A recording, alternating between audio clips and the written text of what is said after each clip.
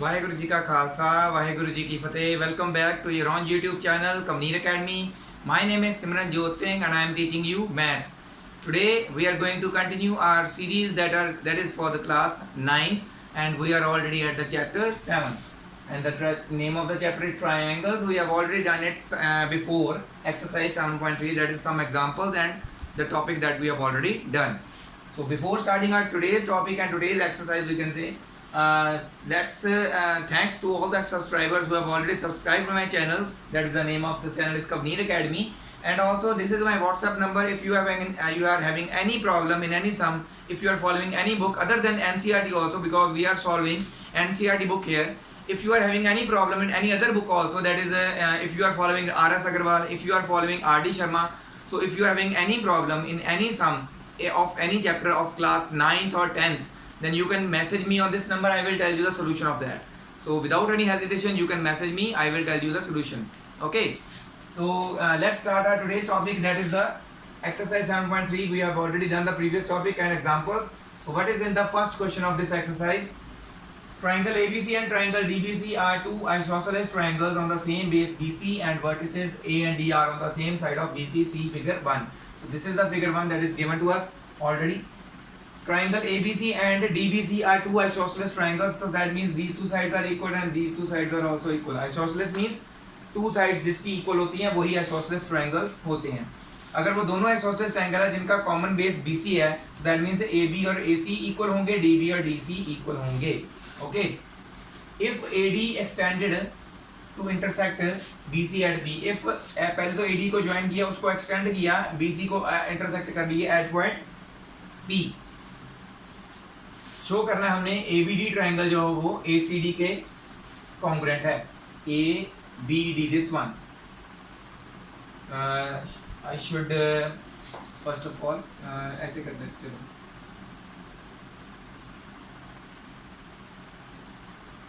This triangle is congruent to this triangle. That is what we have to prove. तो ये तो easily prove हो जाएगा, तो इसमें तो कोई दिक्कत है ही नहीं. So let's start the. आपको जहां से पता चल रहा होगा हमने गिवन में क्या लिखना है, चलो मैं लिख देता हूं. गिवन इन फिगर 1 में triangle ABC and triangle DBC are isosceles triangles हैं ऑलरेडी, जिसकी AB is equal to AC है and DB is equal to DC है. ये हमें गिवन है बस. तो ये आ जाएगा सारा हमने जो लिखा ये गिवन में, और टू प्रूव में आएगा ये सारा कुछ. ये आपने टू प्रूव में लिख लेना. मैं दोबारा रिपीट नहीं करने वाला. इसका बताऊंगा मैं किसको प्रूव करने के लिए क्या चाहिए. अब जो हमारे पास ये ट्राइंगल्स हैं इनको प्रूव करना है कॉन्ग्रुएंट, ये तो इजीली हो जाएंगे. इससे नेक्स्ट जो आते हैं ना ट्रायंगल्स कॉन्ग्रुएंट, मोस्टली क्या होता है इसी में से कुछ हमें चाहिए होता है, यहाँ बाय CPCD कोई एक पार्ट चाहिए होता है जो नेक्स्ट ट्रायंगल्स को कॉन्ग्रुएंट प्रूव करने में हेल्पफुल होता है. तो हम वो भी देखेंगे साथ में कि हमें क्या चाहिए. So let's do the proof now. सीधा ABD, क्योंकि इनकी जो मैं ऑलरेडी देख चुका हूँ या दिख रहा है, आप भी देख पाएंगे धीरे धीरे जब आपकी प्रैक्टिस हो जाएगी कि इन ट्रायंगल्स में मुझे जो चाहिए इनको कॉन्ग्रुएंट प्रूव करने के लिए वो तीनों चीज़ें मेरे पास ऑलरेडी हैं. In triangle ABD and triangle ACD ऐसे लिखना जरूरी होता है. अभी कौन से ट्रायंगल्स की बात करने वाले हैं जिनको कॉन्ग्रुएंट प्रूव करना है. ओके. हमें क्या गिवन है already, AB is equal to AC given है, और क्या गिवन है हमें DB is equal to DC. ये दोनों चीज़ें हमें गिवन है. तीसरी चीज AD तीन दोनों ट्रायंगल्स की कॉमन है.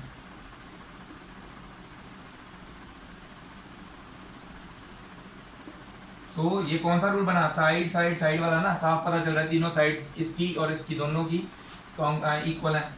सो बाय SSS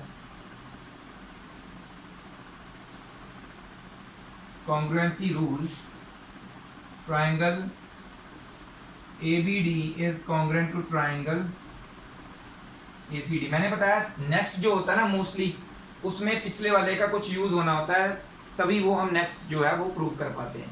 देखिए नेक्स्ट ट्रायंगल्स हमारे कौन से हैं. इनको डिफरेंट कलर्स से बना लेते हैं। ऊपर वाले तो मैंने शेड कर दिया ना।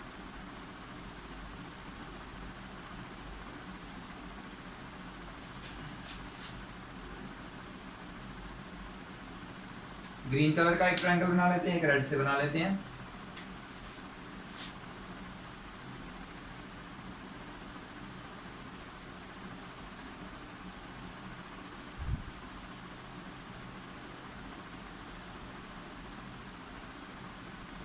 ये दोनों ट्रायंगल्स अब हमने प्रूव करने हैं। इन ट्रायंगल्स में देखिए ध्यान से, ए बी और ए सी इक्वल गिवन है ऑलरेडी। ए बी और ए सी पिछले वाले ट्रायंगल्स के भी पार्ट है, तो वो तो हम सी पी सी टी नहीं लिख सकते। ओके, ए पी दोनों ट्रायंगल्स की कॉमन है, वो ले लेंगे। दो चीजें तो ऑलरेडी हमारे पास हैं, तीसरी चीज नहीं है हमारे पास। ठीक है, यहाँ तो क्या हम कर सकते हैं, हम कर सकते हैं कि ये जो है ना आपके एंगल्स, मैं बताता हूँ कि ऊपर वाले ट्रायंगल्स में भी अवेलेबल हैं वो ये वाले एंगल्स। डिफरेंट कलर से ही बना लेते हैं ताकि भी नीचे वाले में भी यूज हो जाए। दिस एंगल, इसको हम एंगल 1 लिख लेते हैं, और ये लिख लेते हैं एंगल 2। देखेंगे आप ध्यान से, इस ट्रायंगल का जो हमने अभी भी प्रूव किए दो ट्रायंगल्स, ये एबीडी ट्रायंगल का एंगल 1 और एसीडी ट्रायंगल का एंगल 2 कॉरेस्पॉन्डिंग पार्ट्स बन रहे हैं ऑफ कॉन्ग्रुएंट ट्रायंगल्स। सीपीसीटी से हम ये दोनों एंगल्स इक्वल लिख सकते हैं, और यही दोनों एंगल्स अगले ट्रायंगल्स में हमारे काम भी आ सकते हैं। प्रूव करने के लिए हमारा कौन सा रूल कंप्लीट होगा, उससे एस ए एस वाला रूल कंप्लीट होगा। तो ये चीजें ध्यान में देनी होती है अगला प्रूव करने के लिए, पिछले में से क्या चाहिए हमें। ठीक है, अगर आपको बाई चांस नहीं पता चला तो थोड़ी सी जगह छोड़ दीजिए यहाँ पे लिखने के बाद, ताकि आपको जब याद आए भी उसमें क्या चीज चाहिए जो मेरे पिछले ट्रायंगल में भी थी, मैं बाई सीपीसीटी लिख सकता हूँ, तो वो आप वहाँ पे लिख के फिर आगे यूज कर लीजिए। ठीक है, अब यहाँ पे मैंने उसको एंगल 1 और 2 वहाँ पे मेंशन किया, आपने भी मेंशन करना है। Angle 1 is equal to angle 2 by CPCT. और angle 1 angle 2 equal to prove करने का ये भी फायदा है, मैं आपको बताऊंगा यहाँ पे आके क्या फायदा उसका, फोर्थ वाले में प्रूव करने के लिए। इसका इक्वेशन 1 ले लेते हैं। सो अब नेक्स्ट ट्रायंगल्स हमारे पास कौन से हैं। Now in triangle ABP and triangle ACP, AB is equal to AC है, AP is equal to AP common, एक तो गिवन है हमें, दूसरा कॉमन है, तीसरा हमने अभी अभी प्रूव किया angle 1 is equal to angle 2 from 1 लिख दो चाहे प्रूफ डबल लिख लो, एक ही बात है। डायग्राम में देखना है हमने, यहाँ पे नहीं देखना है कौन सा रूल बन रहा है, वहां पे देखना है ये वाली साइड, ये वाला एंगल, उसके बाद ग्रीन वाली साइड AP। ग्रीन वाले ट्रायंगल में सिर्फ देखो AB साइड 1 एंगल और AP, हमने किसके इक्वल प्रूव किया, AC साइड 2 एंगल और AP। सो SAS रूल बन रहा है। So bye SAS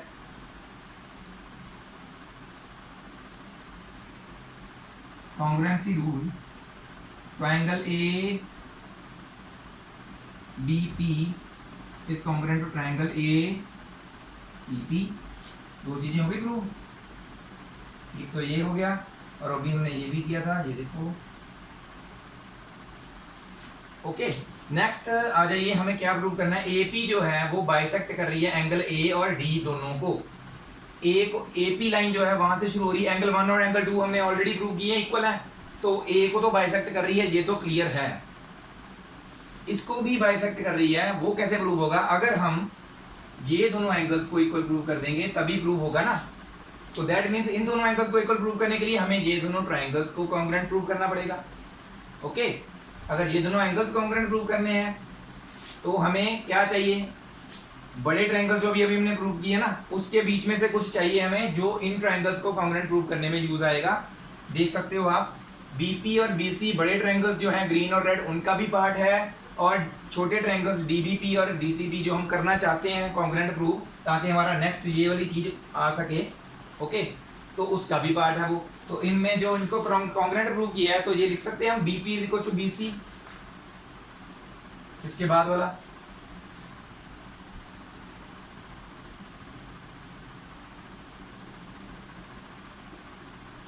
BP is equal to BC, ये होएगा बाय CPCT। और हमें एंड वाले में भी क्या बोला है प्रूव करने को, वो हम वैसे लास्ट वाले में भी प्रूव कर सकते हैं। तो वो लास्ट वाले में कर लेंगे। अभी इसकी बीपी और बीसी की जरूरत पड़ेगी नेक्स्ट ट्रायंगल को कॉन्ग्रुएंट प्रूव करने के लिए। ओके, सो इसको ले लेते हैं equation 2। Now in triangle D B P, जो खाली वाले बचे हैं अब वही वाले कॉन्ग्रुएंट प्रूव करने हैं। D B P and triangle D P C. Okay, कौन कौन सी डी बी और डी सी इक्वल है और बीपी और बीसी अभी कॉमन प्रूव किए और डीपी डीपी कॉमन, पर तीनों का रीजन लिखना जरूरी है। इसका अलग आएगा, उसका इसका आएगा गिवन बीपी और equal to BC from 2 equation हमने अभी अभी प्रूव किया, और इसका रीजन क्या आएगा, common. By S S S congruency आप लिख लेना, congruency rule triangle D B P is congruent to triangle D D C P लिख लो। चलो थोड़ा सा ना एक जैसा लगना चाहिए, डी बी पी लिखना है तो डी सी पी लिखना चाहिए, है ना, डी सी पी। पर ये हमें प्रूव करने को नहीं बोला था, पर हमने जो आगे चाहिए था हमें उसके अकॉर्डिंगली हमने ये प्रूव किया अपने तौर पे। ये हमें आगे जो उन्होंने चीज़ पूछी है ना, डी को भी बाइसेक्ट कर लिया, तो उसके लिए हमें ये कॉन्ग्रुएंट प्रूव करने जरूरी थे। तो इनके अभी ये दोनों ट्रायंगल्स कॉन्ग्रुएंट प्रूव हो गए, इनका एंगल 3 और 4 इक्वल लिख सकते हैं। Therefore angle 3 is equal to angle 4 by CPCT, इसको ले लेते हैं इक्वेशन 3। अब थर्ड पार्ट के लिए हमें क्या चाहिए, ऊपर angle 1 angle 2 equal proof already था किया, एंगल 3 को एंगल 4 अभी प्रूव किया। सो कहाँ से पता चले हमें, सॉरी ये है इक्वेशन 1, यहाँ पे from equation 1 and 2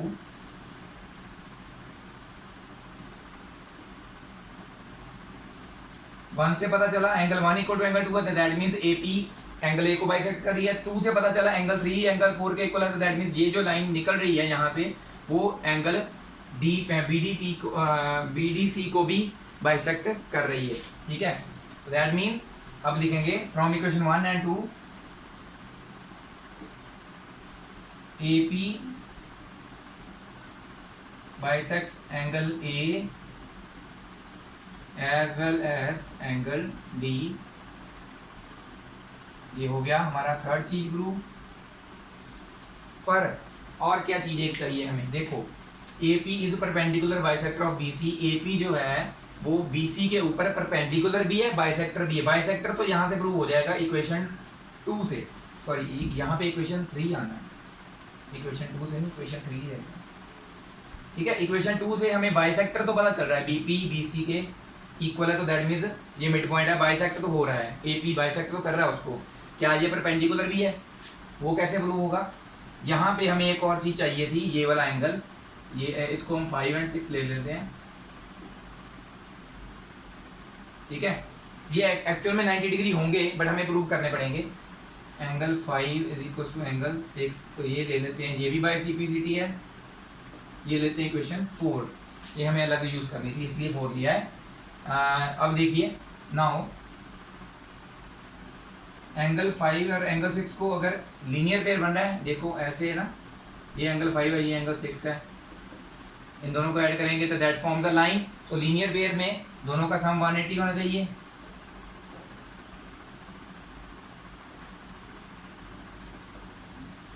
but from equation 4 हमें क्या पता चल रहा है, फ्रॉम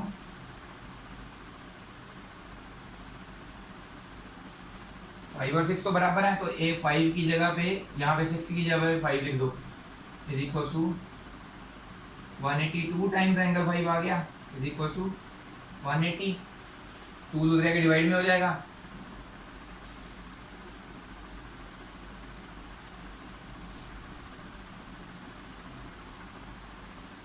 ठीक है, आगे लिखते हैं वहां पे angle 5 is equal to 180 by 2, that mean 90 आ गया। सो एंगल 5 और 6 दोनों क्या है, इक्वल थे ना, दोनों 90 डिग्री हैं, तो ये आ गई हमारी इक्वेशन 4। अब ये जो चीज उन्होंने पूछी थी AP इज परपेंडिकुलर, वो यहाँ से हो जाएगा 4th इक्वेशन से, bisector of BC bisector equation 2 से पता चल रहा है, ठीक है। BP is equal to BC है और angle five is equal to angle C है, तो दैट मीन्स ये जो लाइन ऊपर ड्रॉन है एपी, ये यहाँ पे बीसी के ऊपर परपेंडिकुलर भी है और बाइसेक्टर भी है। फ्रॉम इक्वेशन 2 एंड 4 हमें पता चला कि AP इज परपेंडिकुलर, पूरा लिख लेना आप, perpendicular bisector of BC, hence थोड़ा सा बड़ा है सम, बट क्या है कि हर एक चीज आगे आगे कनेक्टेड है, वो आपको पहले देखना होगा कि आगे क्या चाहिए हमें किसी चीज को प्रूव करने के लिए, ठीक है। सो ये नोट कर लीजिए, फर्स्ट क्वेश्चन थोड़ा सा बड़ा था, बट ये समझ आ गया तो नेक्स्ट क्वेश्चन अपने आप करते रहोगे, तो ये सोल्व ये नोट कर लीजिए अपनी अपनी नोटबुक्स पे। Let's move on to the next question now. So let's move on to our next question. This is the question. इसके साथ डायग्राम गिवन नहीं है, so we have to draw the diagram for this. AD is an altitude of an isosceles triangle. एक altitude है isosceles triangle में। अब देखते हैं isosceles triangle that means two sides are equal होनी चाहिए। कौन सी दो हैं? ABC, AB और AC। ABC triangle में दो sides आपने equal बनानी है। AB is equal to AC, ये दोनों sides equal दी हुई हैं हमें, isosceles triangle है, ठीक है। AD का मतलब A से BC के ऊपर एक ऑल्टीट्यूड ड्रॉन है, ठीक है। ये है फिगर आपके पास। AD बाइसेक्ट्स BC, आपने प्रूव करना है कि AD BC को बाइसेक्ट करती है, तो इसका मतलब क्या हुआ, आपने ये प्रूव करना है कि D mid point of BC है, जहां पर आप प्रूव कर दो BD is equal to DC, एक ही बात है, एक, ठीक है। ट्राइंगल्स ये दोनों आपने कॉन्ग्रुएंट प्रूव करने हैं, ठीक। कैसे प्रूव होंगे? बहुत सिंपल है, देखिए आपको AB और AC इक्वल गिवन है दोनों ट्रायंगल्स में, 90 डिग्री एंगल दोनों ट्रायंगल्स में। अगर ये ऑल्टीट्यूड है तो दैट मींस ये भी 90, ये भी 90 है, ऑल्टीट्यूड का मतलब यही हुआ ना। और AD दोनों साइड में, दोनों साइड ट्रायंगल्स में साइड कॉमन है, तो कौन सा रूल रखा? देखो क्या ये बन रहा है आपका कोई SSA? वैसे तो ऐसा कोई रूल नहीं है, तो ध्यान से देखो आपको कौन सा रूल करवाया था मैंने, एक जिसमें दो बार साइड्स रिपीट होती है, that was RHS, right angle hypotenuse and sides, ये दोनों साइड्स होती हैं, तो दो साइड्स वाला ये एक रूल है जहाँ जिसमें राइट एंगल हो। तो एक बार ये भी चेक कर लेना कि राइट एंगल वाले ट्रायंगल में RHS रूल तो नहीं लग रहा, तो अगर दूसरा कोई और नहीं लग रहा होगा तो RHS लगेगा, आपने तुक्का लगा के SAS नहीं लगाना, ठीक है। ध्यान से डायग्राम को देखना। सो क्या बना ये right angle, okay, right angle के ऑपोजिट हाइपोटेन्यूज, दोनों ट्रायंगल्स के इक्वल हैं, और एक साइड कोई भी परपेंडिकुलर या बेसिस इक्वल होने चाहिए थे, तो इन दोनों में परपेंडिकुलर्स कॉमन है, तो ये बाय RHS दोनों ट्रायंगल्स कॉन्ग्रुएंट हो जाएंगे। और उन्होंने कहा है AD बाइसेक्ट्स BC, वो भी कॉन्ग्रुएंट के बाद हो जाएगा proof, BD is equal to DC लिख सकोगे by CPCT। AD bisects angle A, मतलब कि AD एंगल A को भी दो इक्वल पार्ट्स में तोड़ती है, तो ये दोनों एंगल्स भी इक्वल लिख पाओगे आप जब आप इनको कॉन्ग्रुएंट प्रूफ कर लोगे, एंगल 1 इक्वल टू एंगल 2। तो दो इक्वेशंस आ जाएंगी आपके पास। एक इक्वेशन से आप कह सकोगे AD bisects BC, second equation से आप कह सकोगे AD बाइसेक्ट्स एंगल A, जो ये एंगल्स वाली होगी इक्वल। तो ये आपने खुद करना है, बता मैंने सारा दिया आपको, लिखना कैसे है वो आप मुझे लिख के बताएंगे और मुझे मेरे WhatsApp नंबर पे सेंड कीजिए। जो मैं आपको होमवर्क में सम देता हूँ मुझे सेंड करके चेक करवाइए कि आपने ठीक किया कि नहीं, मैं आपको बताऊंगा, ओके। तो ये नोट डाउन कर लीजिए। So let's move on to our next question, that is the third question of this exercise. So what is given in this? Two sides AB, BC and median AM of triangle ABC. Triangle ABC के sides AB, BC और median AM की बात हो रही है, are respectively equal to the sides। ये जो हैं बोले उन्होंने respectively, जैसे जिस सीक्वेंस में बोले हैं उसी सीक्वेंस में आगे किसके इक्वल है, ये PQ, QR and median PN, that means AB PQ के बराबर है। सीक्वेंस वाइज देखें तो AB पहले था तो इसका PQ पहले, तो ये दोनों इक्वल हैं। सेकंड नंबर पे QR है, यहाँ पे सेकंड नंबर पे BC है, तो ये दोनों इक्वल है। मीडियन AM है, इसका मीडियन PN है, तो ये दोनों इक्वल गिवन है हमें, आप फिगर में देख सकते हो, बनाए हुए already. Show that triangle ABM is congruent to triangle PQN। सबसे पहले आपने ये दोनों ट्रायंगल्स कॉन्ग्रुएंट प्रूव करने हैं, मैं शेड कर देता हूँ ये दोनों ट्रायंगल्स।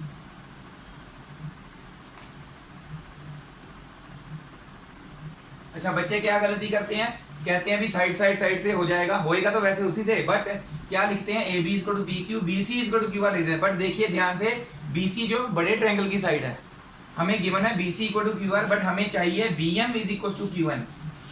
बड़ी साइड बड़े के बराबर अगर गिवन है तो हमें वो पर्पस में नहीं आ रही, क्योंकि छोटे ट्रायंगल्स में बी एम और क्यू एन की जरूरत है हमें। तो ये बच्चे गलती कर देते हैं, एस एस एस रूल लगेगा, बट क्या चेंजेस होंगे उसमें वो हम अभी डिस्कस करेंगे। सबसे पहले गिवन में आपने ये पूरा पैराग्राफ नहीं लिखना होता, अगर आपको इजीली समझ में आ रहा है तो सिर्फ उतनी पार्ट लिखिए जो जितना आपको बताया गया है। गिवन हमें क्या है, triangle A B C and triangle P Q R, उसमें क्या है, A B is equal to P Q दिया हुआ हमें, B C is equal to Q R and median A M is equal to median E N. तो median median क्यों लिखा है इनके आगे मैंने, इससे पता चल रहा है कि ए एम मीडियन है किस ट्रायंगल का, एबीसी का, क्योंकि ए तो उसी में है ना, ए जो यूज हो रहा है वर्ड वो उसी में यूज हो रहा है। इसी तरह से मीडियन के अगर ये हम सिंपल लिखते A M is P N तब भी चल सकता है, बट मीडियन लिखने का पर्पस ये है, मैं बता रहा हूँ कि ये इसका मीडियन है ट्रायंगल का, और पी एन उसका पी क्यू आर ट्रायंगल का मीडियन है, इससे पता चल रहा है। Okay,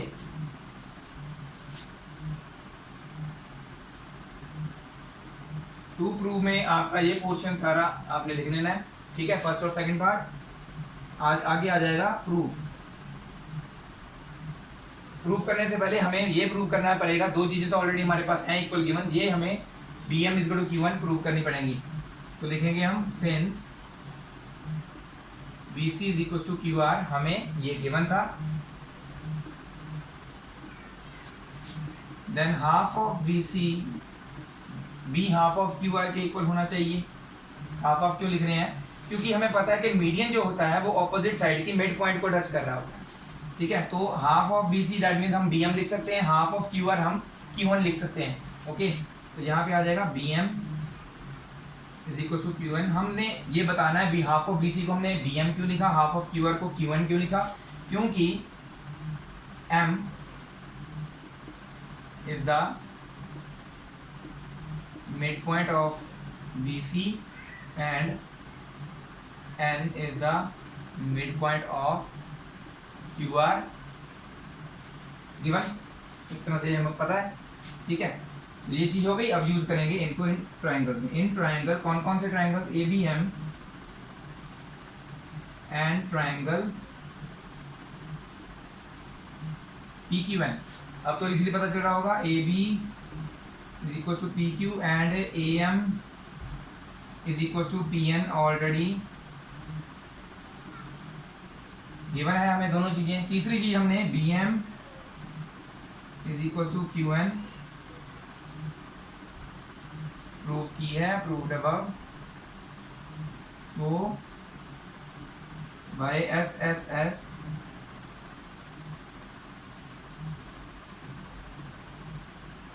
congruency rule triangle ABM is congruent to triangle PQN।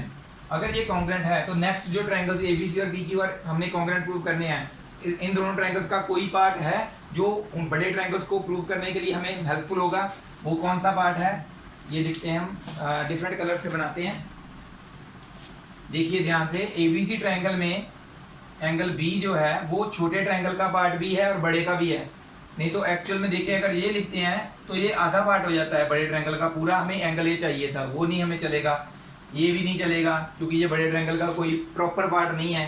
Properly angle B जो है वो छोटे ट्रायंगल में भी और बड़े ट्रायंगल में भी रिपीट हो रहा है, कॉमन एंगल है बड़े ट्रायंगल का भी, तो ये हमें बड़े ट्रायंगल में काम आएगा प्रूव करने के लिए। इसी तरह से पी क्यू एन में भी ये एंगल जो है ये काम आएगा। तो दैट मीन्स हम इन दोनों एंगल्स को इक्वल लिखेंगे तो हमें हमारे बड़े ट्रायंगल्स को कॉन्ग्रुएंट प्रूव करने में हेल्पफुल होंगे। लिखने तभी है अगर ये पॉसिबल होंगे इक्वल कर लिखने, अदरवाइज नहीं। ऐसे नहीं भी जो हेल्पफुल है वो ही लिख दो, जो हो सकता है पॉसिबल, इनको कॉन्ग्रुएंट प्रूव करने के बाद ये लिख सकते हैं हम बाय CPCT, तभी लिखना है और ये हमारे बड़े ट्रायंगल्स में भी काम आएंगे। ध्यान से अगर आप करते रहोगे तो आपके साथ आपको ईजी लगेगा। In triangle ABC and triangle PQR। अब देखो हमारे AB is equal to PQ और क्या था BC equal to QR already given था ना हमें। अब बड़े वाले को यूज करेंगे, अब BM QN की जरूरत नहीं है, बड़े ट्रायंगल्स में आ गए अब हम। BC is equal to Q R A M is equal to P N नहीं यूज कर सकते, बड़े ट्रायंगल का अंदर अंदर वाला पार्ट है, हमें बाउंड्री एरिया में चाहिए होता है जहाँ फिर एंगल्स चाहिए होते हैं, तो अंदर वाला ये चीज़ लिखने का फायदा नहीं है। अगर होंगे भी इक्वल तो भी कोई हम नहीं कर सकते। तो क्या है, एंगल कोई इक्वल चाहिए, वो इन ये दोनों साइड्स हम इक्वल लिख रहे हैं इन दोनों साइड्स के, तो इनके बीच में जो इंक्लूडेड एंगल है वो हमने ऑलरेडी इक्वल प्रूव किए हैं, वो हम यूज़ करेंगे इसमें। ये दोनों आ जाएगा गिवन में, angle B is equal to angle Q proved above. So by SAS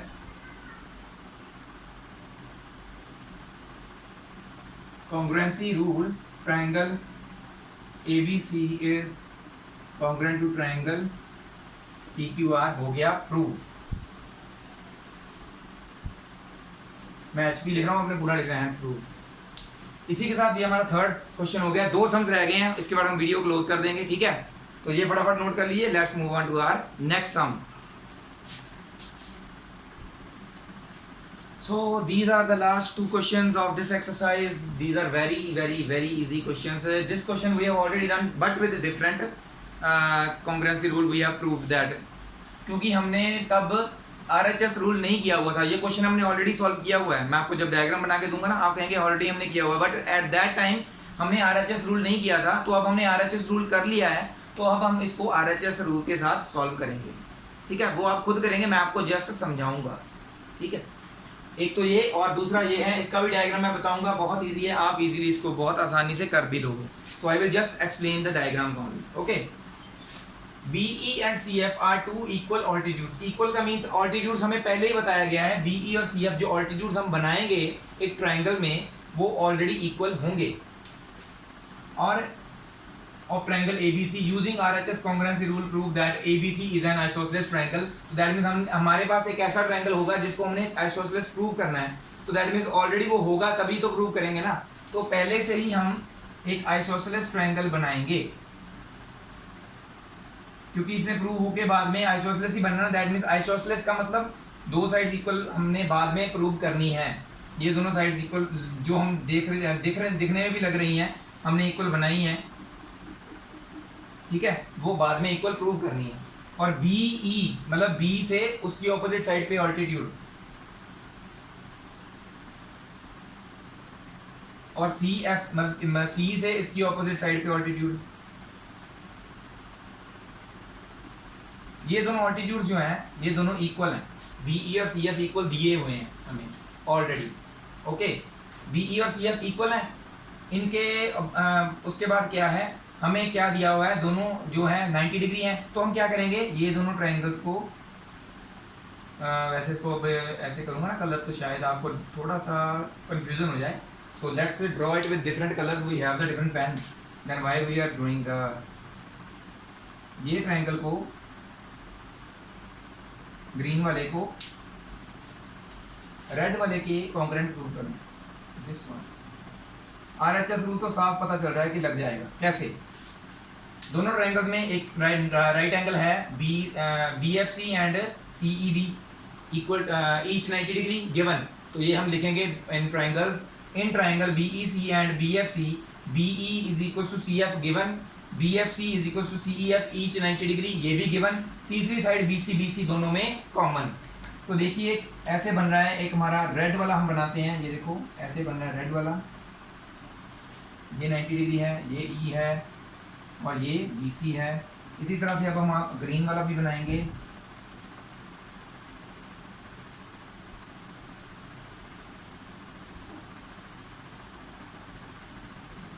तो ये होगा हमारा F और F होगा, ये B और C। BC दोनों में कॉमन है, ये 90 डिग्री और ये 90 डिग्री हमें गिवन है, ठीक है। ये इक्वल इसके गिवन है हमें ऑलरेडी, ठीक है। तो क्या होगा, राइट एंगल के ऑपोजिट वाला हाइपोटेन्यूज और यहाँ पे राइट एंगल के ऑपोजिट वाला हाइपोटेन्यूज इक्वल है दोनों, मतलब कि हाइपोटेन्यूज इक्वल है, राइट एंगल्स भी इक्वल है, और एक साइड मतलब दोनों के परपेंडिकुलर्स हम मान के चलते हैं वो दोनों इक्वल है। तो RHS रूल से ये दोनों ट्रायंगल्स कॉन्ग्रुएंट प्रूव हो जाएंगे। और अगर ये दोनों कॉन्ग्रुएंट हैं तो क्या लिख सकते हैं हम, फिर इसका एंगल C और इसका एंगल B इक्वल, लिख सकते हैं। तो एंगल्स इक्वल है तो बड़े ट्रायंगल में देखिए एंगल्स इक्वल है तो उसके ऑपोजिट ए बी और ए सी साइड भी इक्वल है, तो दैट मींस आइसोसेलेस। एक तरीका तो ये है। दूसरा तरीका क्या हो सकता है, वहां पे भी लग सकता है हमारा RHS रूल। तो वो कैसे लगेगा,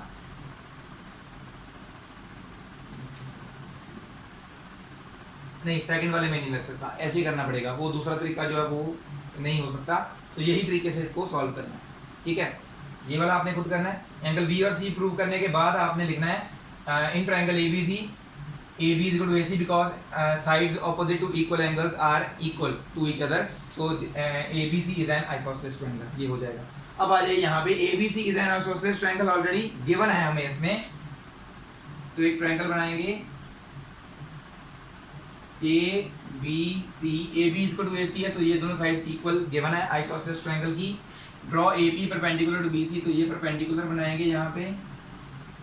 शो दैट एंगल B, ये और ये इक्वल है, ये शो करना है। वैसे तो आपके पास थ्योरम है, बट यहाँ पे अगर वो प्रूव करने को बोल रहे हैं तो थ्योरम यूज करके नहीं प्रूव करना। वो वाली जो आइसोसेलेस ट्रायंगल की थ्योरम होती है वो वाली नहीं यूज करनी। कॉन्ग्रुएंसी की कॉन्ग्रुएंस ऑफ ट्रायंगल को यूज करके आपने प्रूव करना है। तो ये दोनों ट्रायंगल्स ये हमने प्रूव करने ना एंगल्स, एंगल B और C। आपने ये दोनों ट्रायंगल्स लेने हैं, and triangle ABP and triangle ACP।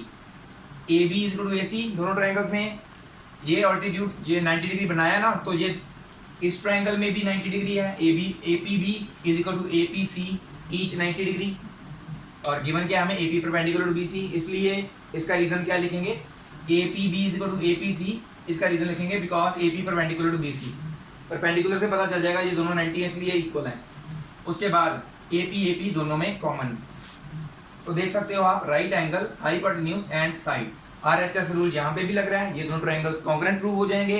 Congruent prove करने के बाद आप लिख सकेंगे angle B is equal to angle C by CPCT। अगर ये दोनों क्वेश्चंस में आपको कहीं पे भी डाउट आ रहा है, you can message me without any hesitation. Message me on this number, I will tell you the reason briefly. Okay, आपके लिए क्यों छोड़ रहा हूँ, ताकि आपको ये पता चले, आप खुद कर पाए। पेपर में तो आपके साथ मैं नहीं जाऊंगा, हर बात तो नहीं बताऊंगा। वो वहाँ पे आपने खुद दिमाग लगाना है, तो क्यों ना आप यहाँ पे दिमाग लगाएं, उसको सॉल्व करें। खुद करेंगे तो याद रहेगा और पेपर में भी कर पाएंगे। फिर भी अगर नहीं समझ आ रहा, you have my WhatsApp number, you can message me any time. I will tell you the reason for that.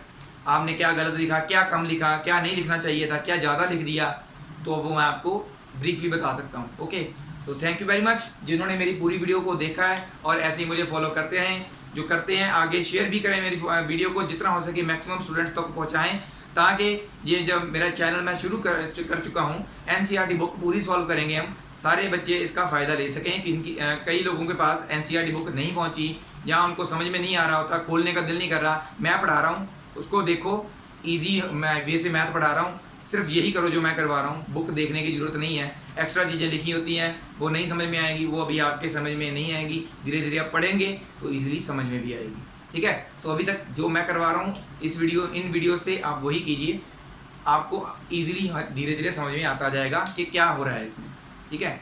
So again I would like to thanks to all the viewers. ऐसे ही मुझे फॉलो करते रहिए और मुझे support करते रहिए। सो वाहेगुरु जी का खालसा, वाहेगुरु जी की फतेह।